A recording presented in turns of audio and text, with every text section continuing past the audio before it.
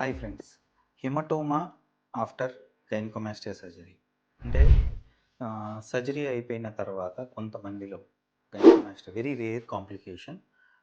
But first మీరు తెలుసుకోవాల్సింది ఏంటంటే complications are part of surgery.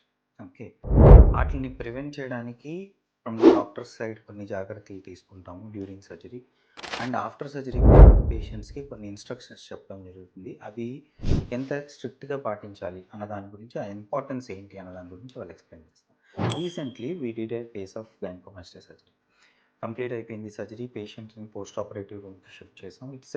అది గ్రేడ్ 4 కూడా కాదు, మనకి గ్రేడ్ 2.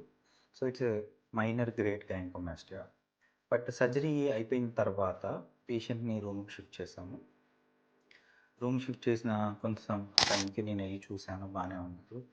బట్ సెకండ్ టైం నేను మళ్ళీ చూడడానికి వెళ్ళినప్పటికీ పేషెంట్ ఒక సైడ్కి కంప్లీట్గా లెఫ్ట్ సైడ్కి టర్న్ అయిపోవడం, చెయ్యి కంప్లీట్గా అబోవ్ ది షోల్డర్ రైజ్ చేసేసి పడుతున్నాడు. దానివల్ల అప్పుడే నాకు డౌట్ వచ్చింది. బట్ లేటర్ ఒక 1 అవర్ అయిపోయేసరికి ఇక్కడ స్వెల్లింగ్ రావడం ఏంటనేది వెళ్ళి చూసినప్పుడు then we know that it is haematoma. అది కంప్లీట్గా ఇమీడియట్గా తనని ఓటికి తీసుకెళ్ళి అదంతా ఎవాక్యువేట్ చేసాము, మళ్ళీ డ్రెస్సింగ్ చేసాము. సో హీఈస్ ఫైన్ నౌ, కంప్లీట్గా రికవర్ అయిపోయాడు, హీస్ ఫైన్. బట్ గుర్తుపెట్టుకోవాల్సింది ఏంటంటే ఇవి హిమటోమాస్ ఈజీగా ప్రివెంట్ చేయొచ్చు. ఓకే, వన్ టెక్నికల్ ఇష్యూ ఉంటుంది when you're doing blood vessels ప్రాపర్గా చేసామా లేదా. సెకండ్, పర్టికులర్లీ ఇమీడియట్ పోస్ట్ ఆప్లో పేషెంట్ ఎనస్థీషియా నుంచి బయటకు వచ్చేటప్పుడు చాలా ఇరిటబుల్గా ఉంటారు. So smooth recovery is very very important from anaesthesia side. Third, post ఆపరేటివ్గా కూడా మీ డాక్టర్ చెప్పినట్టు ఇన్స్ట్రక్షన్స్ ప్రాపర్గా above the shoulder arms race చేయడం, సైడ్కి కోరుకోవడం, ఇలాంటివి చేయకూడదు.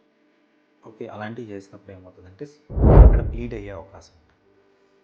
కానీ కంగారు పడాల్సిన అవసరం లేదు. మీ ప్లాస్టిక్ సర్జన్ మీకు డెఫినెట్గా దాన్ని ఇమీడియట్గా ట్రీట్ చేయడం జరుగుతుంది. అదేమీ లైఫ్ థ్రెటనింగ్ కాదు. ఎస్, బట్ ఇనీషియల్గా దాన్ని డయాగ్నోస్ చేసి ట్రీట్ చేయడం ఇవన్నీ కూడా ఇంపార్టెంట్. సో పోస్ట్ ఆపరేటివ్గా ఉన్నప్పుడు మీరు ఇంపార్టెంట్ ఇన్స్ట్రక్షన్స్ జాగ్రత్తగా పాటించండి. అలా పాటించినట్టయితే ఇవి చాలా మటుకి ఈజీగా ట్రీటబుల్. ఓకే, అండ్ ఇవి లైఫ్ లాంగ్ ఏముండవు, ఇనీషియల్గానే ఉంటుంది. సో అంటే ఇది ఎందుకు చెప్తున్నానంటే పోస్ట్ ఆపరేటివ్గా పొజిషన్ అంటే స్లీపింగ్ పొజిషన్ కూడా important. Okay, hope this information is helpful. Thank you.